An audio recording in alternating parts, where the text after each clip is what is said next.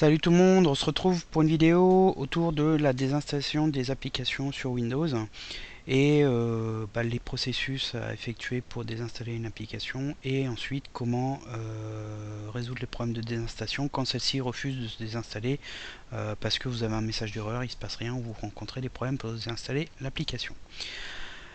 Donc on va ouvrir la machine virtuelle. Avant on va expliquer quelques petites choses, à savoir qu'est-ce que la désinstallation et avant bien sûr l'installation d'une application. Donc quand vous voulez rajouter une application dans Windows, par exemple un navigateur web comme Firefox, Chrome ou autre, on procède à son installation. Ça implique donc de lancer ce qu'on appelle le setup, qui est un fichier qui s'occupe des opérations à effectuer dans Windows pour que votre application puisse être fonctionnelle.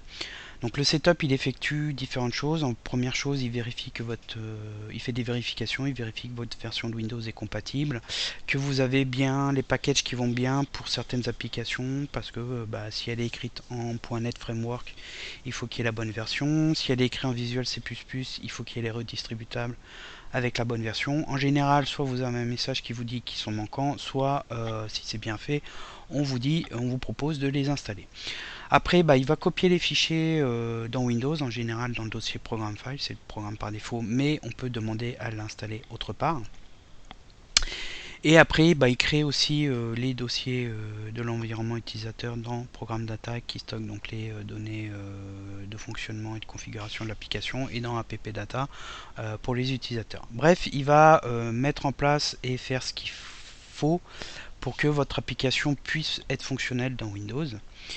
Et quand vous désirez la supprimer, on lance le programme de désinstallation qui en fait est le processus inverse, à savoir il va supprimer tout ce qui a été rajouté dans Windows pour que votre application ne soit plus présente et essayer de retrouver l'état d'avant avant que celle-ci soit installée.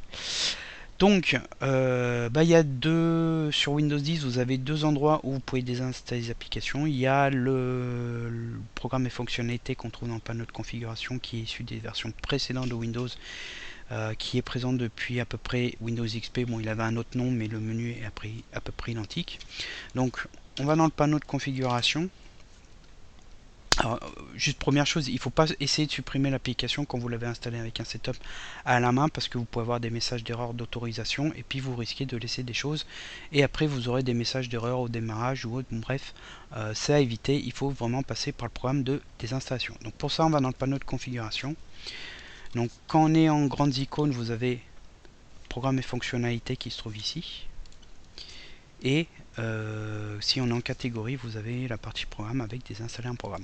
Donc ça se présente toujours de la même manière, c'est vous avez en liste le nom des applications, l'éditeur, donc des fois il n'y en a pas, la date d'installation, la taille de l'application, donc vous pouvez trier les colonnes pour savoir par exemple quelle application prend le plus de place, la version de l'application.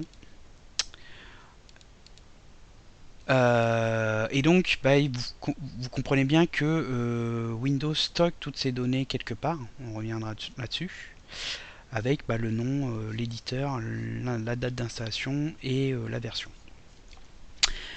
Quand on veut désinstaller une application, tout simplement, on double-clique dessus, ça lance le programme de désinstallation de cette application. Donc là, pareil, Windows, il stocke à quel endroit se trouve l'application et son programme de désinstallation. Donc on fait oui et après on a un setup inverse qui peut être différent d'une application à l'autre parce qu'on a différentes solutions de setup. Même si le procédé reste à peu près identique, souvent on a soit un bouton désinstaller, soit il peut nous poser des questions, il faut faire suivant, on a un assistant et à la fin, si tout va bien, on a le bouton désinstaller et l'application est donc retirée de la liste. Et si tout va bien, elle n'est plus présente dans Windows, donc les fichiers ont été supprimés, vous gagnez de la place et les icônes du menu démarrer ont aussi été retirées. Donc ça c'est l'ancien menu. Sur Windows 10, on a un autre menu donc, qui est nouveau, qui se trouve dans les paramètres de Windows 10 et application qui est là. Alors on peut aussi l'avoir par un clic droit sur le menu démarrer applications et fonctionnalités. Et on retrouve à peu près la même chose avec le nom, des applications, la date d'installation et la taille. On peut faire une recherche, donc si par exemple je tape photo, là j'ai les applications avec le nom photo. et quand on clique dessus vous avez le bouton désinstaller. Donc là ici il est grisé. Alors une remarque, si vous êtes observateur, vous vous êtes aperçu que la liste est beaucoup plus longue qu'ici. Ici je dois en avoir une dizaine alors qu'ici on en a beaucoup plus. Tout simplement parce que cette fonction de Windows 10 d'application, elle liste aussi les applications Windows Store que vous avez aussi quand vous ouvrez Windows Store, si je me souviens bien, dans au moins les mises à jour là, vous avez la liste là. Et on peut éventuellement aussi les désinstaller en cliquant dessus et en faisant désinstaller si l'option est disponible. Parce que comme on a pu le voir ici, le bouton désinstaller sur certaines applications incluses dans Windows 10 n'est pas possible. Donc là il faut passer par un programme tiers de nettoyage. Je peux vous mettre le lien en commentaire pour ceux que ça intéresse. Et donc bah là après le processus reste le même, vous vous lancez la désinstallation, etc. Alors où est-ce que Windows stocke ces données? Il les stocke cette liste de programmes, etc. dans le registre Windows. Alors on a l'éditeur pour ceux que ça intéresse. Donc on ouvre l'éditeur de registre en faisant reg pour enregistrer et edit pour éditeur. Et on va dans HK Local Machine, Software. On a ensuite Microsoft pour toutes les clés qui sont relatives à Microsoft. Dans Microsoft on a plein de choses et on a les clés qui sont relatives à Windows. Et dans Windows on a current version. Et dedans on cherche une install à la fin. Et dedans on a une partie de la liste des programmes. Donc par exemple ici on a Mozilla. Donc on voit que ici display name c'est le nom de l'application. On a l'emplacement, donc avec l'icône. Et on a ici le programme de désinstallation qui s'appelle Helper. Donc il faut bien comprendre que si vous supprimez l'entrée qui est là et qu'on rafraîchit la liste, et Mozilla n'est plus présent. Donc ça s'avère assez pratique quand vous avez supprimé manuellement une application et que vous voulez l'enlever de la liste parce que la désinstallation plante. Vous pouvez supprimer manuellement. Alors on verra après qu'il y a des applications de désinstallation qui le font tout seul. Ici c'est assez problématique dans le sens où je l'ai supprimé de la liste mais je n'ai pas vraiment désinstallé Mozilla. Il est encore là, si on cherche les icônes il est là, on peut le lancer, ça va fonctionner. Et puis donc on a les fichiers qui sont présents encore dans Program File et à divers autres endroits. Si on fait un tour dans le dossier Program File, alors c'est pas la version 32 mais 64 bits, on a normalement le helper qui permet normalement de lancer la désinstallation. Alors je sais plus dans quel dossier il était, on peut faire une recherche après. En fait dans chaque, on va aller voir une autre, on va aller voir par exemple cette zip.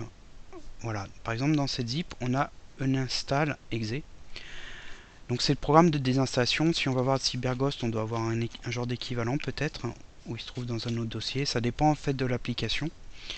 Tout ça pour vous dire que si vous voulez désinstaller une application manuellement qui n'est plus dans la liste des programmes, vous pouvez lancer le install et on voit que tout simplement on peut le désinstaller. Donc ça c'est vraiment pratique pour par exemple les applications, les programmes potentiellement indésirables comme les PUP que vous avez installés qui sont parfois galères à désinstaller parce qu'ils ne se trouvent pas dans la liste d'applications.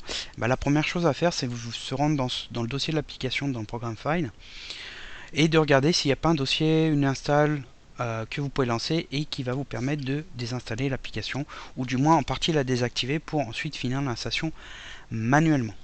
Donc ça c'est les premières choses à savoir, donc c'est assez basique.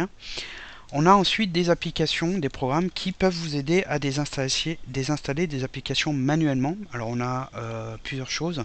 En fait elles vont dans un premier temps tenter de lancer le programme de désinstallation, le nu install.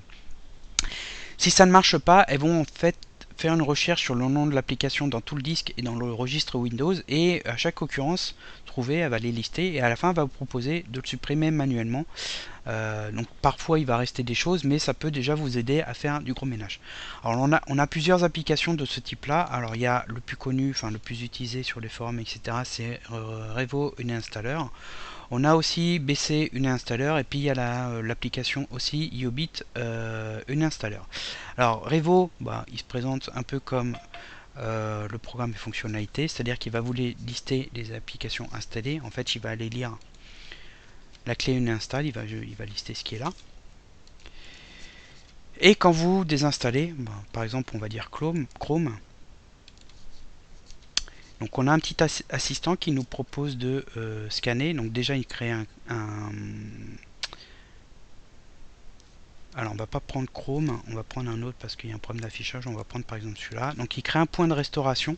Donc déjà ça c'est bien parce que si la désinstallation se passe mal, vous pourrez revenir en arrière. Sachez que quand vous installez une application et vous en désinstallez une, Windows crée aussi un point de restauration. Et comme je vous ai dit, il lance le programme de désinstallation. Donc là par exemple, je vais désinstaller, on va faire oui, il va arriver au bout. Et puis il nous propose un scan. Alors on a un scan sûr qui réduit un petit peu les résidus à supprimer, mais qui est plus sûr dans le sens où il va supprimer des choses, enfin il risque de ne pas supprimer des choses dangereuses. Et on a modéré, on va laisser modérer, on va lancer le scan. Donc il va regarder un petit peu dans le disque et dans les clés du registre Windows, et à la fin il va nous proposer des choses à supprimer en plus. Donc ça permet de supprimer certains résidus. Donc là on voit qu'il ne nous coche pas tout, donc c'est à vous de voir, c'est à vous de faire bien attention à ce que vous supprimez. Si vous ne savez pas au niveau du registre, parce que c'est vraiment important de ne pas supprimer certaines clés qui servent à Windows, il faut les laisser, et après on fait supprimer ou suivant, et il va supprimer tout. Après il nous propose de supprimer les fichiers résidus sur le disque. Alors souvent quand on a une application, les données utilisateurs restent, ça vous permet quand vous réinstallez l'application de retrouver votre environnement. C'est vrai pour par exemple les navigateurs web. Là ici on voit qu'il a gardé certains caches, etc. de l'application, donc on peut tout sélectionner et supprimer. Et après l'application est supprimée de la liste, et si on va dans la liste des programmes, normalement voilà, on l'a pas non plus. Donc ça c'est Revo, il est assez connu. Après on a celui-là qui est assez sympa, qui est un peu plus complet, qui est je crois gratuit de mémoire. Donc on a des couleurs, donc on a des applications vérifiées, en fait on connaît, ça veut dire qu'on connaît l'éditeur, etc. Non, c'est qu'en fait le programme de désinstallation est encore présent. Par exemple celui-là, le désinstalleur en gris, il est invalide. Alors ce qui est sympa, c'est qu'il vous fait un petit graphe avec les applications les plus gourmandes, avec des carrés. Par exemple les petits carrés, ça veut dire que ça prend pas beaucoup de place. C'est celui-là. Alors si on regarde à droite, on doit avoir la taille quelque part. Non, même pas, mais on l'a peut-être ici. Quand on met la souris, il fait 15 mégas. Alors que Chrome, il nous fait quand même 434 mégas. Parce qu'on a sûrement, il compte sur le profil utilisateur peut-être, avec le cache qui bouffe pas mal de place. Et là, après, c'est un peu le même principe. Vous faites un clic droit désinstaller. Et ça lance le programme de désinstallation s'il est présent. Donc par exemple celui-là, il n'est pas présent, donc on n'a pas l'option désinstaller, mais on peut faire une désinstallation manuelle. Donc il va rechercher tous les vestiges résidus sur le disque et dans le registre comme tout à l'heure, et il va nous proposer de les supprimer. Voilà, donc là on fait supprimer la sélection et il va nous l'enlever de la liste. Donc voilà, donc ces programmes là ils sont assez pratiques quand vous avez des problèmes de désinstallation, ça se bloque, la désinstallation plante. Ça vous permet déjà de faire un premier nettoyage. Et ensuite vous pouvez terminer potentiellement à la main, même si ces programmes là normalement laissent très peu de résidus. Donc voilà, la vidéo touche à sa fin. Si vous avez des problèmes de désinstallation, n'hésitez pas à venir demander de l'aide sur le forum ou poser éventuellement une question en commentaire. Je vais vous mettre les liens et les tutos de ces deux applications, Revo et Buck Crap Uninstaller. Et si la vidéo vous a aidé, n'hésitez pas à la partager, à faire un plus, et je vous dis à bientôt pour d'autres vidéos.